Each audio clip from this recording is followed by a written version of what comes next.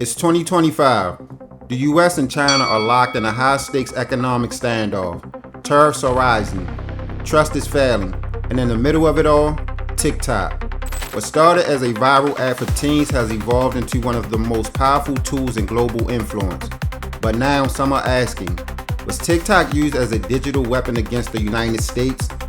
And did China use the platform to expose the truth about American luxury as part of a larger economic strategy? Chinese warehouse trend is blowing up on TikTok, and it's changing the way people shop worldwide. Chinese factories are skipping US retailers entirely and selling products directly to consumers at prices that feel illegal. We're talking $12 for bags that look like they cost $300, and TikTok is the new storefront. TikTok isn't just social media anymore. It's a mirror and a megaphone. In 2025, over 170 million Americans use it daily. And what are they seeing?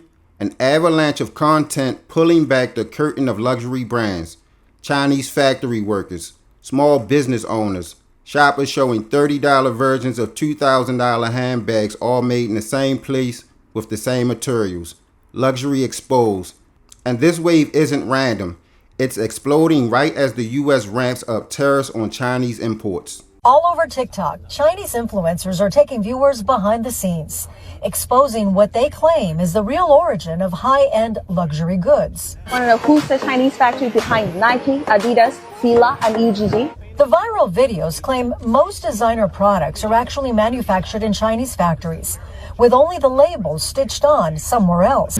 So if we are determined to copy some goods from other countries, we can always make them better. And I know this is exactly why Chinese people are hated by those Western powers, because we can always catch up very quickly. And our factory used to make bags for those luxury brands. And now we are making bags of exactly the same design, just without logos. Doesn't mean we are committing intelligent property infringement, because our bags do not have the logos of those luxury brands. And the outlooking design patents are already expired. Also, our bags do not have the stupidly high prices of those luxury brands, while we have the exactly same leather, same material, and better quality. Why don't you just buy bags from us? You will always find what you want, and you will always love the price we give you. It's a tit for tat. 54%. 34%. 104%. 84%. 125%. That's the latest after Trump upped tariffs on China and China retaliated. Breaking overnight, tariffs on China could jump as high as 245%. And China will lose the US market, which, as I've said, is 15%. We don't care.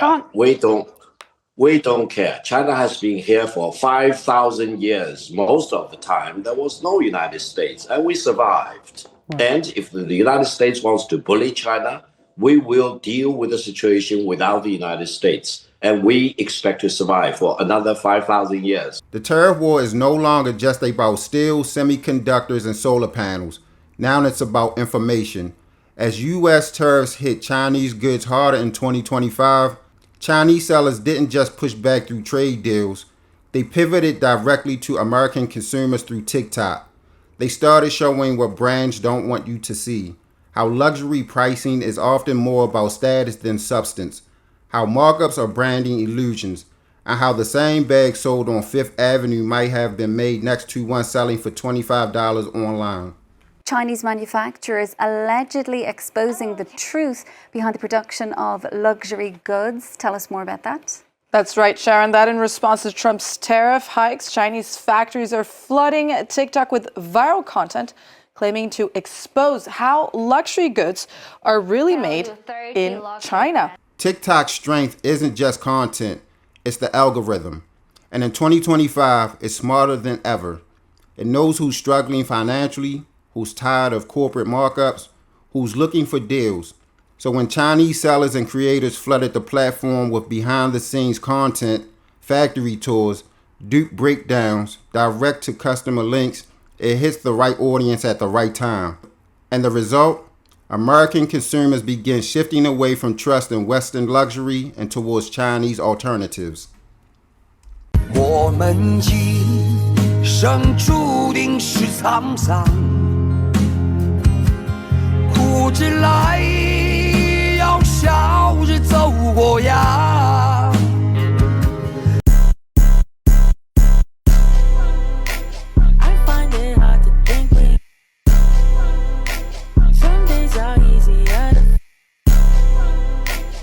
Luxury brands are feeling the pressure. Their mystique cracked. TikTok made exposing the scam go viral.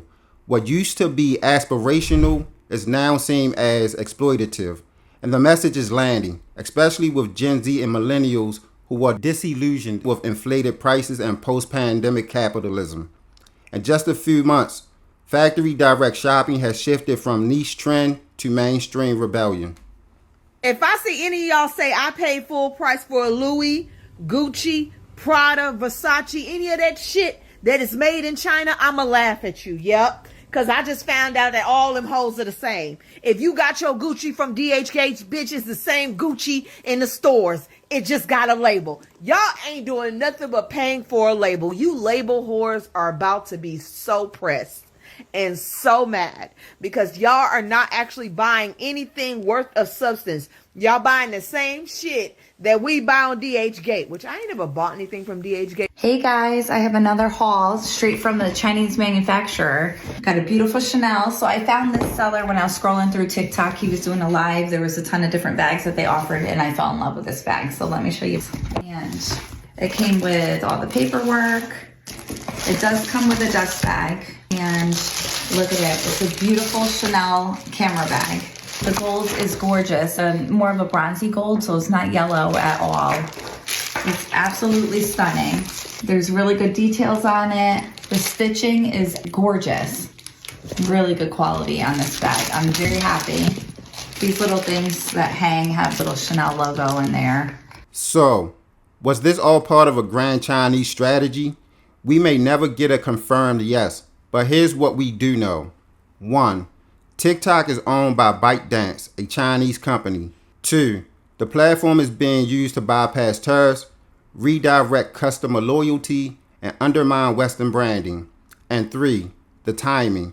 Right in the middle of one of the most aggressive U.S.-China trade standoffs to date is more than a coincidence.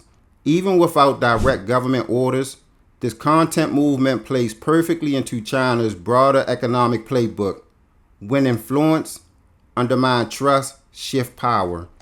The battlefield isn't just in factories or policy rooms anymore. It's on your screen. And in 2025, China isn't just exporting products, it's exporting perspectives. TikTok didn't just go viral, it went strategic. And whether we like it or not, the war for economic dominance is now being fought through content.